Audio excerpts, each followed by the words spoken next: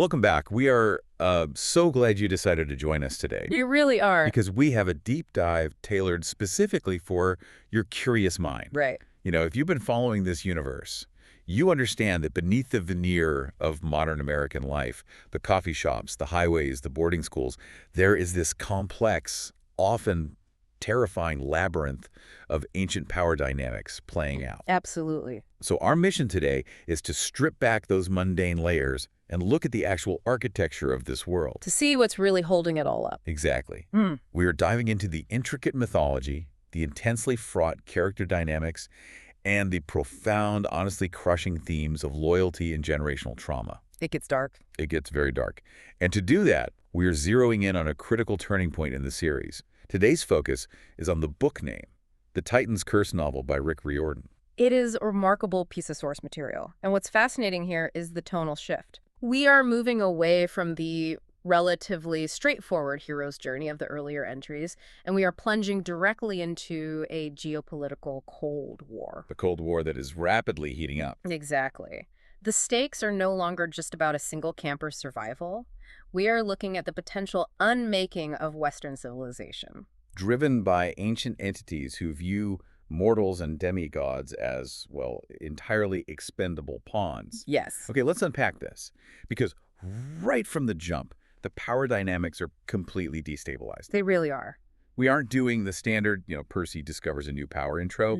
We are dropped into a bleak, freezing winter in Maine at Westover Hall. Right into the action. Right. And Percy's immediately thrust into a situation where he is way out of his depth. He's operating alongside Thalia Grace, and the friction there is just palpable. It's a fascinating study in leadership and inadequacy, really. Oh, totally. We have Thalia, the daughter of Zeus, who inherently commands authority. She has street smarts, she has seniority, and she carries Aegis. Right, the shield. A shield embedded with the terrifying visage of Medusa. So when the ambush at Westover Hall kicks off, Thalia naturally assumes command. Which makes sense. It does. But Percy, who has spent the last 2 years functioning as the central hero, the tip of the spear. The guy who saves the day. Right. He suddenly finds himself relegated to a supporting role. And he hates it. He absolutely hates it. It's such a human reaction, though. Yeah. The whole conflict centers around a vice principal named Dr. Thorne, who turns out to be a manticore. But I want to talk about how Thorne operates, because this isn't your standard mythological beast just roaring and charging out of the woods. No, not at all. Thorne has a walkie-talkie. Right? He's coordinating an extraction with a mercenary helicopter. He refers to a general. Yes. It feels like the ancient forces of evil have suddenly discovered modern Black Ops tactics. That juxtaposition is one of Riordan's most brilliant thematic choices. Well, historically, the manticore is a creature of Persian origin. It's a man-eater with a human face, a lion's body, and a scorpion's tail. A classic monster. Exactly. In antiquity, monsters represented the untanned wilderness. They were the chaotic forces that civilization had to push back against. Right, like fighting back the dark. But here, the wilderness is adapted. The monsters are using satellite phones, laser-guided weaponry, corporate hierarchy. It's terrifying. It tells you, the listener, that the Titans aren't just a relic of the past. They are an evolving, hyper-modern threat. They are militarizing. And it completely overwhelms our heroes. Percy makes a rash decision to go after Thorne alone. Driven by his ego. Entirely driven by his bruised ego and his need to prove he's still the main guy next to Thalia. Yep. And the fallout is catastrophic. Catastrophic. Annabeth ends up falling over a snowy cliff edge with the manticore. She's just Gone. And the psychological weight of that moment just fractures Percy. But before they can even process the grief, the power dynamic shifts again with the arrival of Artemis and her hunters. The Hunters of Artemis introduce a profoundly controversial element into the narrative. Oh, absolutely. Artemis appears as a 12-year-old girl commanding a localized strike force of immortal maidens. They execute this flawless, coordinated attack. Yes, neutralizing the manticore spikes right out of midair. But their introduction isn't just a cinematic rescue, it's a thematic disruption. Well, let's challenge that a bit, because a lot of readers look at the hunters and see this ultimate symbol of feminist empowerment and sisterhood. Yeah. But isn't there something inherently predatory, or at least manipulative, about a goddess recruiting preteen girls, offering them immortality, but demanding eternal servitude and absolute celibacy in return? That's a very sharp point. Just basically arresting their development. That is an incredibly perceptive critique, and it cuts right to the core of how the gods operate in this universe. Right. Artemis explicitly states that she chooses the physical form of a 12-year-old because it represents the average age of her hunters. The age before maidens, quote-unquote, go astray. Exactly. From a psychological standpoint, Artemis views the complexities of adulthood, specifically romance, shifting loyalties, and the patriarchal expectations placed on women as a corrupting force. So she just opts them out of it entirely. By freezing these girls in perpetual pre-adolescence, she believes she is saving them. But she is also denying them the totality of the human experience. That's empowerment, yes, but... Conditional empowerment, heavily steeped in divine control. Which brings us perfectly to Bianca D'Angelo. Yes. Rover found her and her brother Nico at the school. Bianca is 12, Nico is 10. A very vulnerable age. And when Artemis offers Bianca the chance to join the hunt, Bianca says yes. She literally leaves her little brother behind to go off with a band of immortal huntresses. It is a shocking moment. And on the surface, it seems incredibly selfish. But if we connect this to the broader psychological themes of the text, Bianca's choice is a masterclass in illustrating the crushing burden of parentification. Okay, let's dive into that. When Percy confronts her about abandoning Nico, Bianca admits that she has been acting as a full-time parent to her brother for as long as she can remember. Right, because they don't have parents around. Exactly. She loves him, but she is utterly exhausted. She's 12 years old. She's 12. The allure of the hunters isn't just the flashy archery or the immortality. Yeah. It is the promise of independence. It is the desperately sad desire to finally be allowed to be a child herself without the constant suffocating responsibility of keeping another human being alive. Wow. When you frame it like that, it completely changes how you view her decision. She's escaping a broken family dynamic. She is. But of course, the gods don't give anything away for free. Never. Artemis senses that the monster she was originally tracking, this mysterious ancient beast, is waking up. So she leaves her hunters under the command of her lieutenant, Zoe Nightshade. And heads off alone. Right. The rest of the group is forced to return to Camp Half-Blood, and they have to hitch a ride with Apollo. Apollo's introduction provides a much-needed moment of levity. Oh, for sure. But it also reinforces the modernization of the divine that we were talking about earlier. Right, because his sun chariot manifests as a blazing, tricked-out school bus. Exactly. But the crucial detail here is that he forces Thalia to drive it. Which is... Thalia, the daughter of the sky god, is terrified of heights. The irony is so rich. It is. But what's fascinating here is that it also highlights the inherited trauma these demigods carry. Inherited trauma. Yes. Thalia's fear of heights isn't just a phobia, it's a subconscious rejection of her father's domain. Oh, because Zeus abandoned her. Precisely. He left her to die and only intervened at the last possible second by turning her into a pine tree. Right. So forcing her into the sky is forcing her to confront the terrifying, suffocating realm of a father she deeply resents. And it does not go smoothly. Not at all. They essentially crash land into the camp lake. Yeah. But once they're back at Camp Half-Blood, the tone instantly shifts from high-octane action to this creeping, fatalistic dread. They consult the Oracle of Delphi. Yes. Now, we know how prophecies work in this universe, but this one is particularly chilling because the Oracle actually leaves the attic. Which it never does. Never. This mummified corpse walks down into the woods to deliver the lines. And it says, 5 shall go west to the goddess in chains. 1 shall be lost in the land without rain. The bane of Olympus shows the trail. Campers and hunters combined prevail. The Titan's curse must one withstand, and 1 shall perish by a parent's hand. It's incredibly bleak. Very. Prophecies in ancient Greek literature, and by extension in this text, are the architectural spine of fate. They are inherently fatalistic. Yeah. But what's fascinating is how the characters react to the determinism of the prophecy versus their modern belief in free will. They try to game this system. Exactly. Zoe Nightshade immediately tries to rig the outcome by excluding Percy from the quest. Right. She demands a group made entirely of hunters, with maybe a couple of campers, but explicitly no boys. which is largely driven by Zoe's deep-seated misandry, stemming from her own traumatic past, which we will definitely get into later. We will. But Percy isn't going to just accept being benched. Of course not. He's having these supernatural dreams.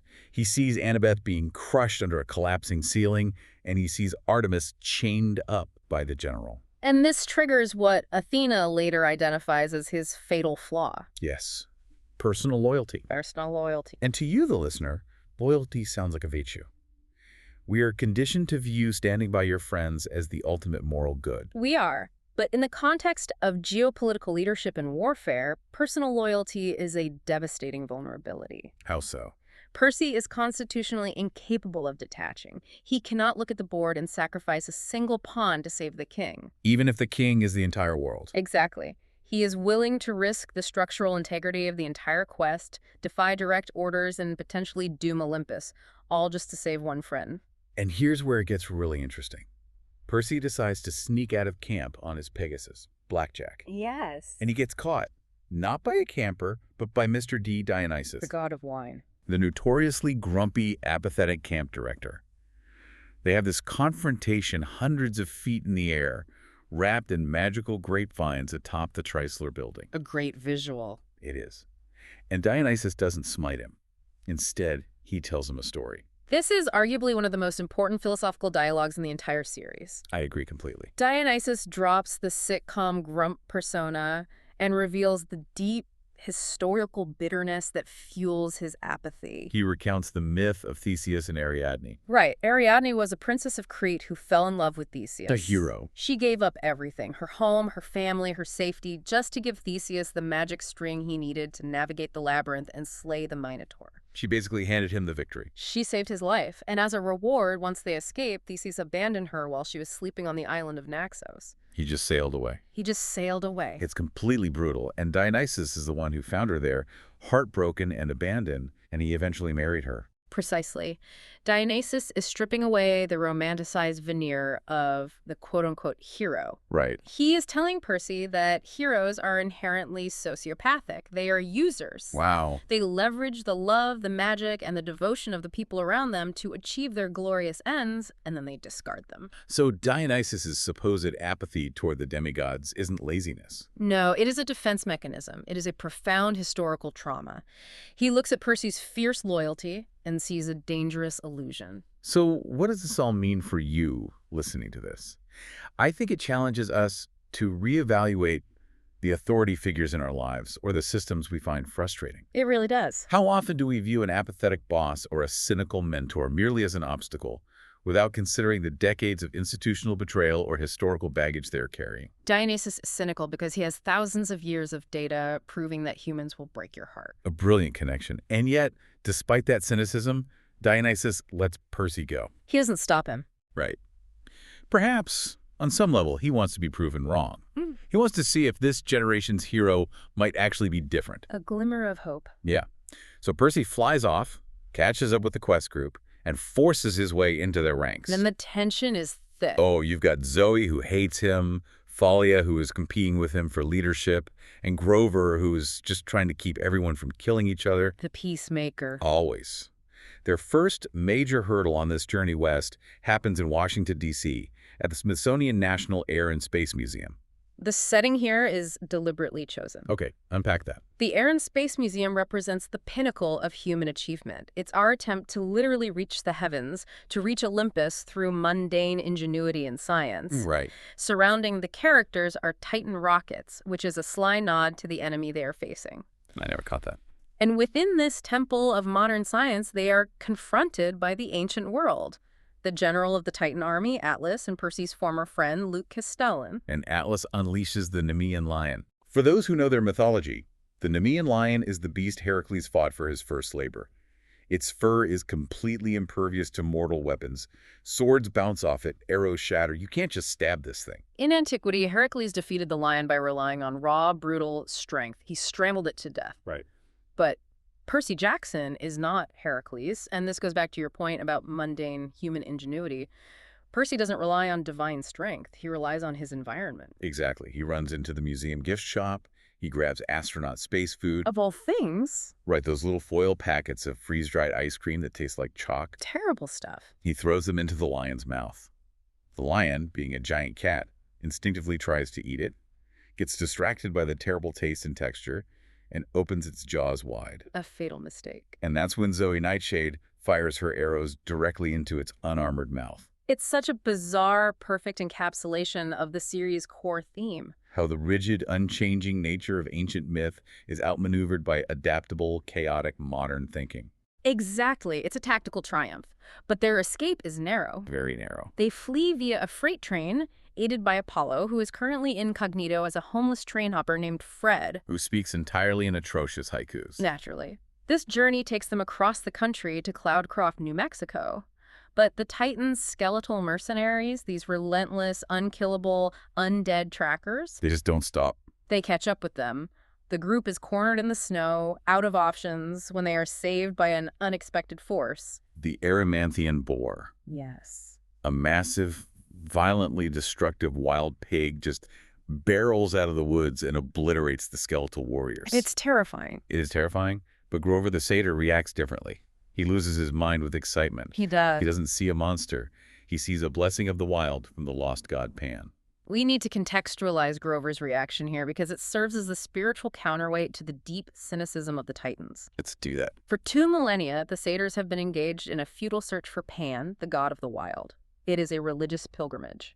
And a dangerous one. Most searchers never return.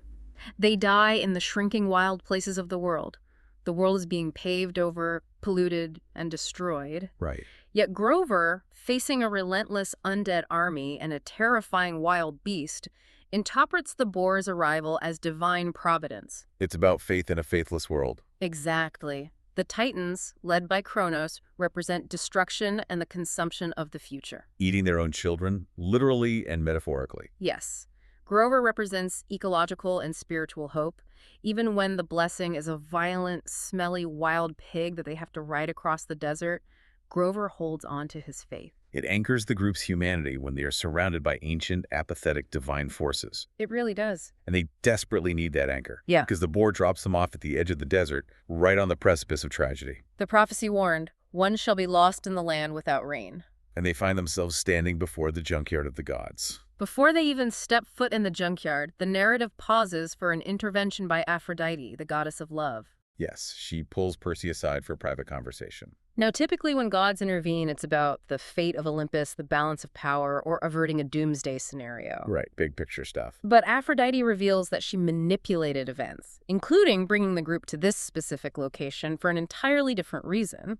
She literally tells him she did it because she loves a tragic love story. It is chilling. She knows Percy is doing all of this, risking his life and the world because he has a crush on Annabeth. And she finds that entertaining. It is so deeply unsettling. It forces a massive paradigm shift for the listener regarding how we view good and evil forces. Right. We are conditioned to think of love as an inherently moral, positive force. Of course. But Aphrodite represents love in its ancient Greek conception. It is a primal force of nature, like a hurricane or an earthquake. It's chaotic. It is chaotic, disruptive, and often violently destructive. She does not care about the geopolitical fate of Western civilization. No, not at all. She cares about passion. She views Percy's fatal flaw, his willingness to burn the world down for one person, as beautiful. It's a terrifying endorsement of his worst instinct. It is. And that destructive energy immediately bleeds into the junkyard. The junkyard itself is this massive desert canyon filled with discarded godly power. Broken chariots, failed magical items, the detritus of millennia of divine intervention. When Zoe explicitly warns the group, do not touch anything. It is the absolute rule of the realm. If you take something, you awaken the guardians. But the tragedy of human nature is that rules are often broken not out of malice, but out of mundane affection. Yeah. Bianca D'Angelo, walking through this wasteland of ultimate power, spots a tiny, insignificant mythomagic statue of Hades. She remembers that her little brother Nico plays this card game, and he is missing this specific figurine. So she picks it up. Then all hell breaks loose. Taking the statue awakens a defective prototype of Talos. Let's talk about Kelos, because this isn't just a big monster. This is mythological sci-fi. That's the perfect way to describe it.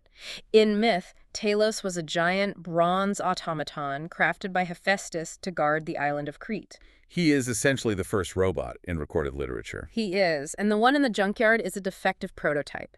It's towering like a skyscraper, glitching and sparking with unstable energy. It relentlessly attacked the group. And it is entirely impervious to their weapons. It's a walking tank of divine bronze. The group is about to be wiped out.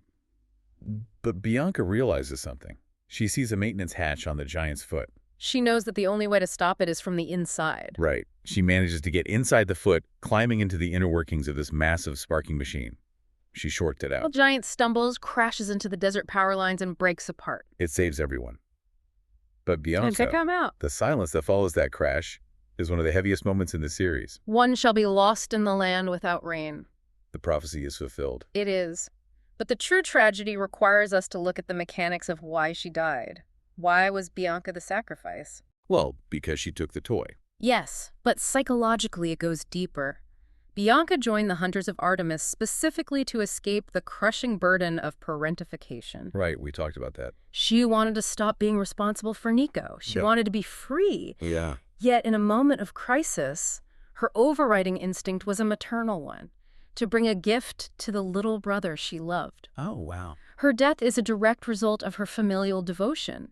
She escaped the role of the parent, only to die because of a parent's love. It perfectly mirrors Percy's own fatal flaw. I can't even imagine the guilt Percy is carrying here. It must be overwhelming. He promised Nico he would protect her, and he's standing in the desert thinking, if I had just been faster, if I had gone into the robot instead of her, would she be alive? And that raises a profound philosophical question for you listening right now about fatalistic determinism. What do you mean? If Percy had sacrificed himself, would the prophecy have simply adapted? Does the universe demand a specific blood sacrifice to balance the scales, or do our own character flaws? Like Bianca's guilt over leaving Nico. Right, or Percy's obsessive loyalty. Do those flaws drive us inevitably, predictably, toward the prophecy's fulfillment? The text suggests the latter. We are architects of our own fates because we cannot escape our own natures. That is so heavy. Bianca's loss completely fractures the group. But they don't have time to mourn. They'd have to press on to the Hoover Dam, which brings a brief but crucial detour. Yes. The dam is swarming with skeletal warriors. Percy gets cornered, and he is saved by a mortal. A seemingly random, mundane human girl. Rachel Elizabeth Dare. But she's not normal. She can see right through the mist. The mist in this universe is the magical veil that obscures the divine world from mortal eyes. It rationalizes monsters as rabid dogs or swords as baseball bats. Right.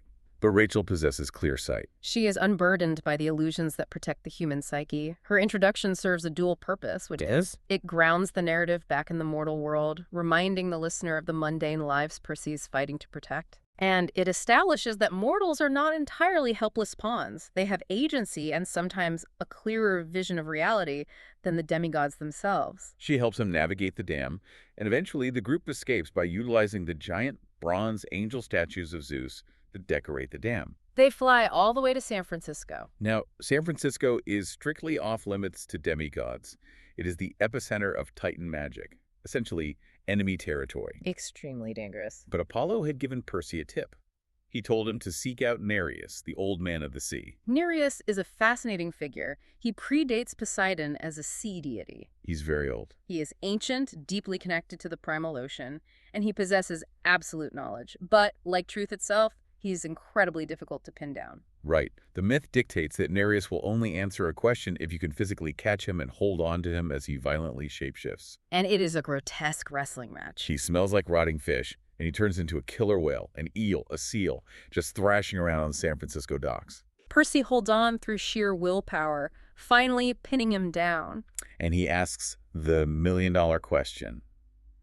What is the doomsday monster that Artemis was hunting? And Nereus points to the water. There it is. It's Bessie. Bessie. A creature Percy had encountered earlier in the narrative, tangled in a fishing net in Long Island Sound. He had freed it, assuming it was just a strange, innocent marine animal. It has the front half of a calf and the back half of a serpent. It moves. Yes? A moving cow serpent. This is the great threat to Olympus. It's not Godzilla. It's a completely harmless, adorable creature. And this is Riordan's most subversive twist on the concept of power. The Ophiutorus is not a weapon of mass destruction in the traditional sense. No. It doesn't breathe fire or level cities. Its threat lies entirely in what it represents. Right. The fates decreed that whoever slays the Ophiutorus and sacrifices its entrails in a fire will be granted the absolute power to overthrow the gods. So the danger isn't the monster. The danger is the choice. Precisely.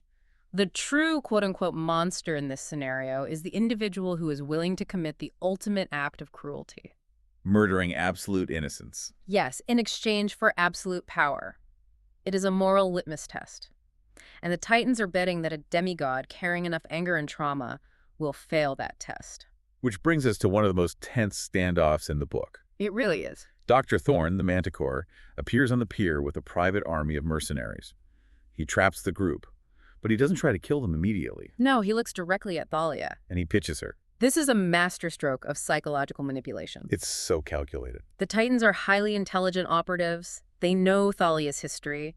They know she is approaching her 16th birthday. Making her the potential child of the great prophecy, the one who will either save or destroy Olympus. And they know her father, Zeus, is functionally a deadbeat dad who watched her struggle on the streets and let her die. So the Manticore offers Thalia the Ophiutorus. He doesn't ask her to join the Titans. He asks her to take her rightful revenge. He offers her the power to tear down the system that abandoned her. And what makes it so terrifying is that Thalia hesitates. She does. You can feel the generational trauma bubbling up. She looks at Bessie, and she looks at her spear, and she thinks about all the pain Zeus caused her. The cycle of abuse in the Greek pantheon. Kronos eating his kids, Zeus overthrowing Kronos, Zeus abandoning his demigod children. It's right there, offering itself to Thalia. She is on the precipice. But before she can make the choice, they are saved by the most unlikely intervention. Dionysus. From all the way across the country at Camp Half-Blood, Mr. D intervenes. He wraps the mercenaries in spontaneous grapevines, induces madness, and drives the Manticore away. Now we must ask why. Right. Why does the god who spent an entire chapter explaining how much he despises heroes step in to save them? It has to go back to the Ariadne conversation, right? Absolutely.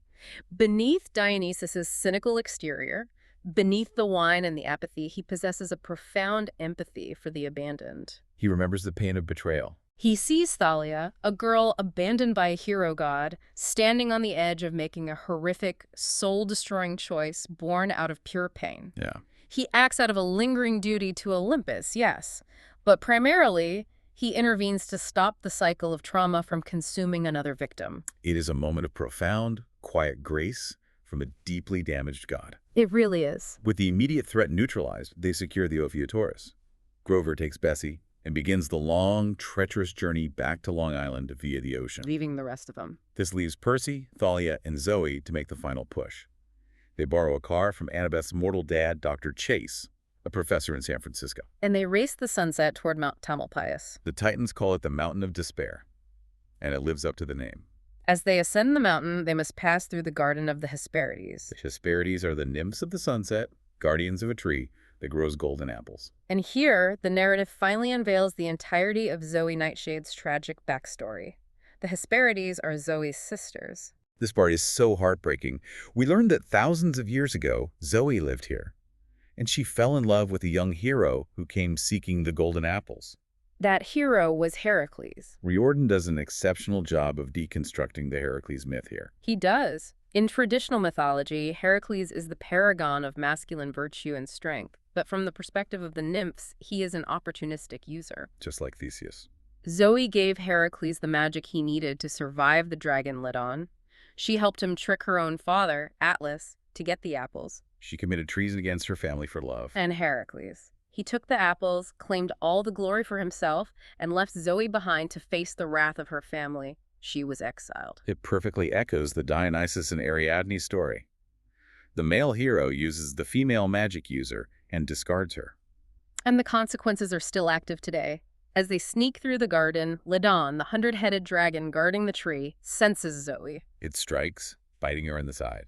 Zoe brushes it off, pretending it's a minor scrape. Oh. But we know Ledon's venom is lethal. She is on borrowed time. They push through the garden to the very summit of the mountain, and the visual they encounter is apocalyptic. They find Artemis, a goddess of immense power, stripped of her weapons, bound in celestial bronze chains, and physically kneeling under a swirling, oppressive funnel cloud of dark, heavy storms. She is holding up the sky. The literal and metaphorical weight of the world. And standing over her is the general, who is finally officially revealed to be Atlas. Atlas, the Titan originally cursed by Zeus to bear the heavens, and the mechanics of this curse are crucial. Explain that. The sky is not just a heavy object. It is a cosmic burden. It cannot simply be dropped, or the sky will crash into the earth, destroying everything. Right. Furthermore, Atlas cannot force someone to take it. The burden must be accepted willingly. Which explains the whole trap. Yes? Luke tricked Annabeth into taking it from him, appealing to her fatal flaw of hubris, her beliefs she could handle anything. And then, when Artemis saw Annabeth being crushed to death, Artemis willingly took the sky from Annabeth to save the young girl's life. The Titans manipulated the heroes' virtues, their bravery and compassion, to entrap a goddess. It is Machiavellian brilliance. Atlas and Luke now have the ultimate leverage. They present Thalia with an ultimatum: surrender, join the Titans, and perhaps Artemis lives. They unleash an army of monsters. A desperate battle breaks out. Thalia engages Luke, Zoe engages her father, Atlas. But Percy analyzes the board and realizes they're in a no-win scenario. Mortals and demigods cannot defeat a Titan in single combat. They need Artemis. So Percy makes a choice that defines his character for the rest of the series. He doesn't attack Atlas. He runs directly to Artemis, and he tells her, "Give it to me." He willingly steps under the funnel cloud and takes the weight of the sky onto his own shoulders. The visceral descriptions in this scene are harrowing. They are. This isn't just heavy lifting. It is physical and psychological annihilation. Percy feels his muscles turning to fire, his bones feeling as though they are melting, his vision going completely red. It is the ultimate test of endurance. But what makes it profound is the motivation. Right, he doesn't take the sky for glory or to prove his strength. He takes it out of pure, selfless loyalty, simply so his friend and the goddess has a chance to fight. And Artemis is terrifying when she is free. She doesn't fight like a human, she fights like a force of nature. She draws Atlas into this rapid, blurring melee, pushing him back step by step. Meanwhile, Thalia is fighting Luke, and Thalia, channeling all her anger and her rejection of his dark path, kicks Luke off a cliff. He plummets, seemingly to his death. Simultaneously, Artemis maneuvers Atlas perfectly. She forces him back precisely to the spot where Percy is holding the sky. At the exact right millisecond, Percy rolls out of the way. The crushing weight of the heavens drops, and Atlas is forced to catch it, trapping himself under the curse once more. It's an incredible tactical victory, but it comes at a devastating cost. During the melee with her father, Zoe Nightshade is struck. The blunt force trauma from Atlas, combined with the lethal poison already coursing through her veins from Ladon's bite, is too much. She collapses. And one shall perish by a parent's hand. The oracle's words are fulfilled with brutal literalism. Zoe's narrative arc is agonizingly tragic. She was betrayed by the hero she loved, exiled by the family she tried to protect, and finally murdered by the father who sired her. She is the ultimate collateral damage of the ancient world's toxic power structures. But her final moments give her a profound sense of closure. Percy rushes to her side. He's holding Riptide, his sword, which we learned was originally crafted by Zoe herself thousands of years ago. She looks at Percy, a boy she spent the entire book despising because he reminded her of Heracles. And she tells him the ultimate truth. You are not like Heracles. In that moment, Zoe finds peace. She recognizes that true heroism does exist, characterized by sacrifice rather than exploitation. Artemis blesses her passing, transforming Zoe's spirit into a constellation in the night sky, the Huntress. It is a moment of divine grace honoring mortal suffering. But the danger isn't over. The rest of the Titan army is still swarming up the mountain, and just when it looks like they are going to be overrun, the most glorious, absurd thing happens.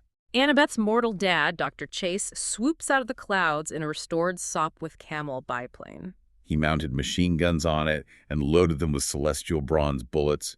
He forged himself from melted-down weapons. He strafes the monster army, scattering them long enough for the heroes to escape on Pegasus. It is a phenomenal thematic capstone. We spent the entire deep dive discussing the modernization of ancient evil. Here, we see the modernization of mortal ingenuity fighting back. A history professor in an antique airplane providing close air support against a mythological army. It affirms the value of the mortal world they are fighting to protect. I absolutely love Dr. Chase. But even with the escape, the deep dive doesn't end there. Surviving the mountain of despair just earns them a ticket to the most terrifying place of all, the Olympian Council on the winter solstice. The surviving heroes have to face the judgment of the gods. If you want a masterclass in the paranoia of entrenched power, this scene is it. The Olympians, these majestic, all-powerful beings, sit in their throne room and seriously debate executing Percy, Thalia, and the Ophiuchus right there on the spot. It's wild. Percy just held the sky for them, and they are taking a vote on whether to vaporize him. Why? Because of the great prophecy. The gods are terrified that a child of the big three, Zeus, Poseidon, or Hades, will make a choice that destroys Olympus. They view Percy and Thalia not as heroes, but as existential threats. The gods operate on pure Machiavellian pragmatism. If killing a teenager and an innocent cow serpent ensures the stability of their regime for another 1,000 years, they will do it without a second thought. Percy literally has to stand before Zeus and Poseidon and argue for Bessie's life. He points out that killing the Ophiuchus makes them no better than Kronos. He appeals to their vanity and their sense of justice. He manages to convince them to spare Bessie, placing the creature in an enchanted aquarium on Olympus. But the core problem remains. Tomorrow is Thalia's 16th birthday. If she turns 16, the prophecy triggers. To circumvent this geopolitical crisis, Artemis proposes a strategic loophole. She formally offers Thalia the position of her lieutenant, replacing the fallen Zoe Nightshade. Thalia accepts. The mechanics of this choice are brilliant. By joining the Hunters, Thalia becomes immortal and stops aging. She freezes at 15 years and 364 days. She will never turn 16. She effectively removes herself from the board. It is a massive relief for the gods. But the implications crash down on Percy like a ton of bricks if Thalia is out. Percy realizes he is the child of the prophecy. He is the one who will have to make the choice that saves or destroys the world. The entire weight of the future just shifted squarely onto his shoulders. And Athena, the goddess of wisdom, ensures he understands the gravity of his situation. She pulls him aside for a chilling debriefing. She explicitly tells him that Kronos did not lose this campaign. Cronus gained invaluable intelligence. He learned Percy's fatal flaw. To save a friend, you would sacrifice the world. That gives me goosebumps. It should. Athena is explaining the terrifying reality of asymmetric warfare. Kronos now knows that he doesn't need to defeat Percy in combat. He just needs to put Percy's friends in danger. Athena recognizes that Percy's greatest strength, his humanity, his loyalty, is the precise weapon the Titans will use to dismantle him. She leaves him with the terrifying thought that sometimes the right choice for the world is the cruelest choice for the individual. And Percy has to face that cruelty immediately upon returning to Camp Half-Blood. He has to find 10-year-old Nico D'Angelo and tell him that Bianca is dead. Percy promised to protect her, and he failed. Nico's reaction is explosive, born of pure, unadulterated grief and betrayal. He screams at Percy, entirely consumed by his anger. And at that exact moment, 4 skeletal warriors, stragglers from the Titan army who tracked Percy back to camp, suddenly appeared to attack. Nico turns to them, screams, "Go away!" and the earth responds. The marble floor of the camp physically splits open. A chasm to the underworld yawns wide, and the earth swallows the undead soldiers whole before sealing back up. It is a terrifying display of raw, instinctual power.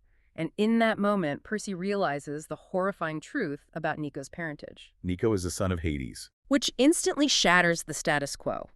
After World War II, Zeus, Poseidon, and Hades swore an oath on the river Styx to never have demigod children again, because their children were too powerful and caused global conflicts. Hades, as far as we knew, kept that oath. So how are Nico and Bianca alive? The Lotus Casino. The book mentioned it earlier. It's a magical casino in Vegas where time stands still. Bianca and Nico were trapped there for decades. They were born before the oath was sworn, hidden away, and recently released. The geopolitical ramifications of this revelation are staggering. There is another child of the big three on the board, a wild card with powers over death and the earth. And Nico, terrified of what he just did and entirely consumed by his hatred for Percy, runs away into the woods, disappearing into the shadows. And Percy makes a monumental decision. He talks to Annabeth and Grover, and he chooses to hide Nico's identity from Chiron and the Olympian gods. He knows that if the gods find out Hades has a son, they will hunt Nico down. They will either kill him to prevent the prophecy or manipulate him to use against Percy. It is a profound demonstration of Percy accepting his burden.